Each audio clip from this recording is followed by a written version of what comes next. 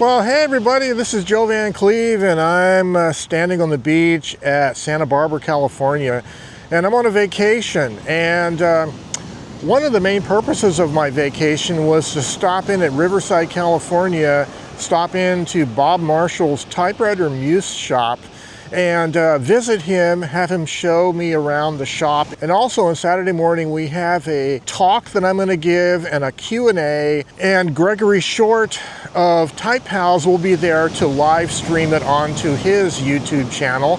I'll put a link down below to that live stream as well. So let's go to Bob Marshall's shop and let's have Bob show us around how his shop works. Hello, Bob, head typewriter mechanic, owner of what is Typewriter Muse. Welcome, Riverside, California. Come on in the front door. Welcome to the Dan Bernstein writing room. We currently have it set up for a Joe Van Cleve presentation. That should serve us well. We're expecting about 400 people here, so it's going to get real cozy. As we always have the complimentary goodies, sodas, coffee. That's very important. Yeah. Oh, accessories. Yes. Yes. Accessories. Looks like we got our Tom Hanks goodness put up. Just received that a few days ago. Decided to share that one. So that's fun. So this is what a new modern typewriter shop looks like. We have a technology bench. Johnny is rocking that for us. But let's talk about our showroom.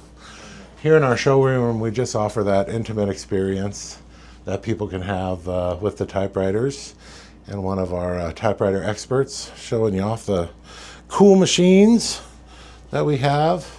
These are all for sale.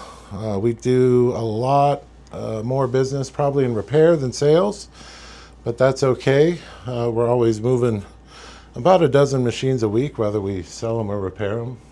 We get to be pretty busy. Tell us about this.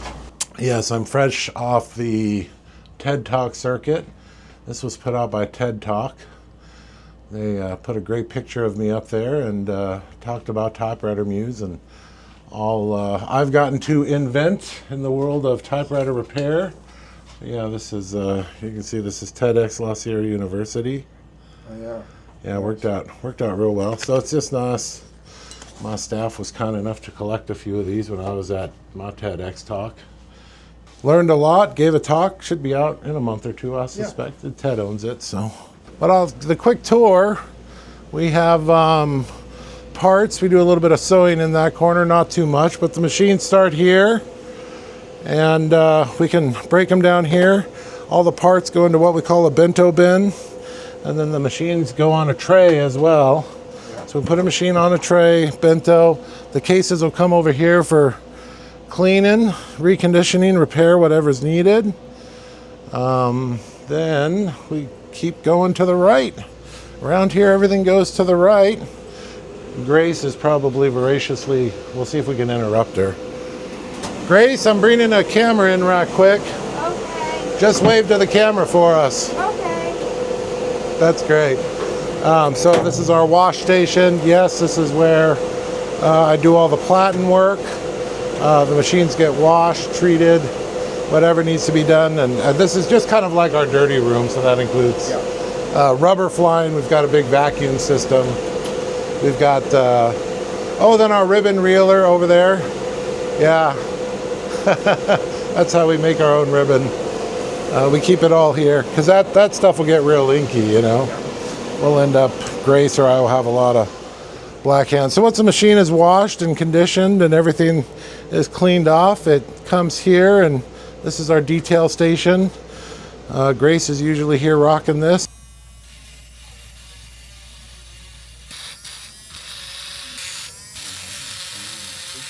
And then goes in the bento, and it just goes on down the line. We're missing a few here, but you can see they start piling up over there on that side.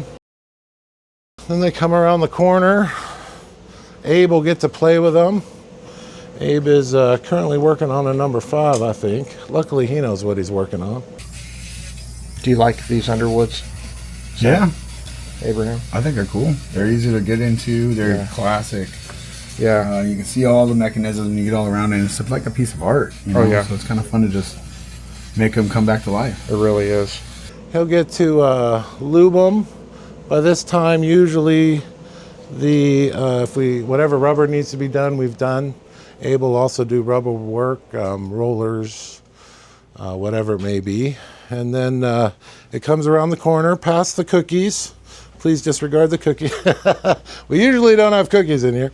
And then this is actually my station. It's kind of the end of our reconditioning line. Yeah, so once it's done, I can marry the machine with the case. And then it comes here to our QC. It's usually Johnny. She'll go through the machine. Once we finish the machines will sit in quality control for about a week. We just want to make sure any gremlins, and maybe one out of a dozen machines will show issue, but most of it's customer repair. So this is always probably my favorite department. It looks like a wreck, I appreciate that, but at the end of the day, the answer is this is our shipping department. And by shipping, I mean we have the privilege to do business with and ship out, I don't know, several machines a week. And if you happen to live not near a typewriter repair shop, we offer 3-way shipping where we will custom put together a box for you, ship it to you. Everything's there, even the tape. You put the machine in the box, all the bubble wrap's there and everything, and tape it up and keep the roll of tape. That's always the fun part. You get a free roll of tape out of it. And then it comes to us and we can call you with a quote after that. And you've already paid for the 3-way shipping. If it turns out our quote doesn't work for you, that's okay too. You've already paid to have the machine moved and shipped, but that is really cheaper and easier in the long run if you happen to not live within 100 miles, let's say, of a typewriter repair shop, which is pretty common these days because we're getting fewer and farther between. There's just a handful of us left in this country, maybe a dozen of us left in the country. But so the shipping department, it doesn't look like much, but we're really busy. We're really busy and having a good time. So just another service we can offer for our customers. So tell us about this room. It's named the Dan Bernstein Writing Room. Tell us about that. Yeah, that's exciting. And Dan Bernstein really just has a local Southern California influence. He was a column writer for our local paper called the Press Enterprise for like 38 years. Lucky me to call him my family friend. When I was a kid, I had a paper route, and so I would sit and read his column. It was in the local section every morning while I was bundling up my paper. So when it came time to do a writing room, who better to dedicate it to than somebody who taught us so much of local stuff. These days it'd be called an influencer. Yeah. That's who Dan Bernstein was, 30 plus years ago. He retired about 10 years ago, but he's still in the writing community locally. He's put out several books, but lucky us to have this very creative type here in Riverside, and for us to get to enjoy his name and all the creative things it means here in this great little writing room that we have. So one of the things that I found interesting about Bob's shop compared to other shops I've been to, like John Lewis's shop in Albuquerque, and then years ago there was Brown and Smith, another repair shop. Those shops that I've been to are more like traditional repair shops. I was in the TV repair business for years, and the typical TV repair shop is full of old junker TVs and the chassis of other devices that you could use for parts. And that's the way a lot of traditional typewriter shops are. Back rooms full of parts machines because parts aren't being made anymore for these machines. Well, Bob's shop is new and a lot cleaner. He does have some machines stored off-site, but basically he doesn't have the back rooms full of parts machines.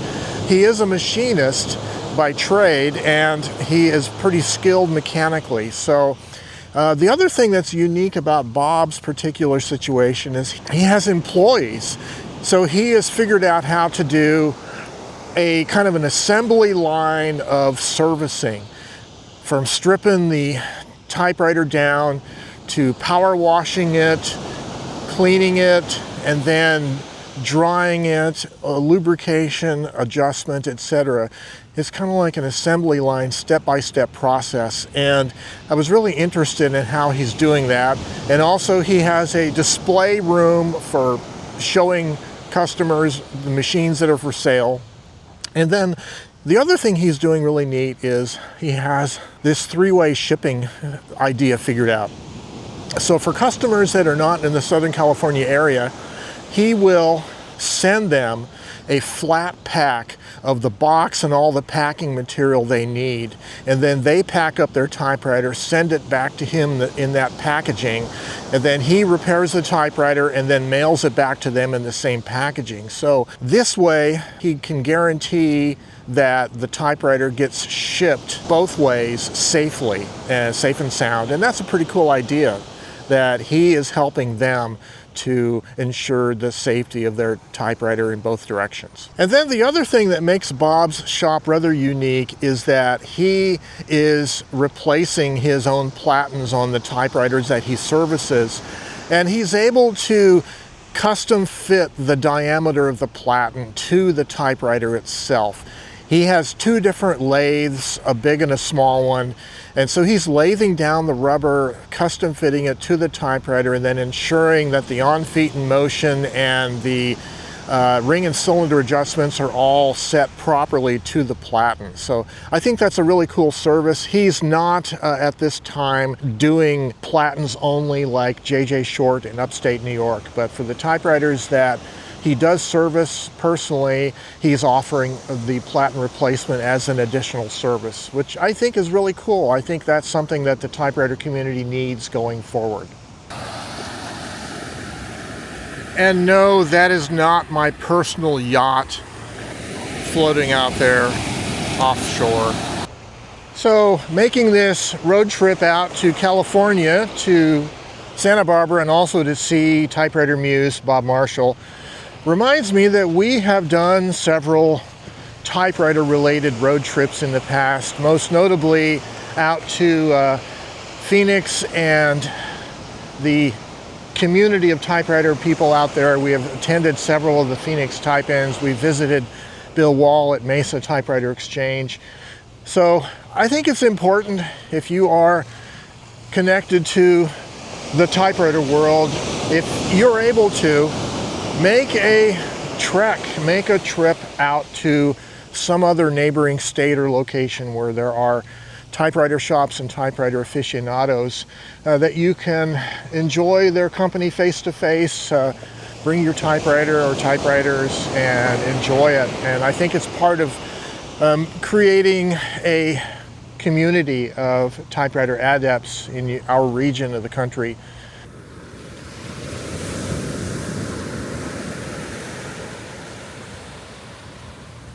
And so during this road trip we took, I did bring a typewriter, and I've noticed from previous road trips that if you think you need to bring the smallest typewriter just because it's small and light, well, if you're driving on a road trip, you probably have enough room for a medium-sized portable, especially if you're only going to be moving it from your car to a hotel room or a cafe or whatever.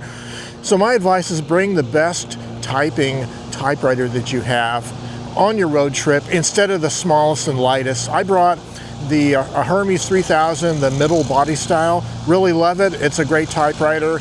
Been typing on it, writing some letters, writing some journal entries. So yeah, I have been typing on this vacation.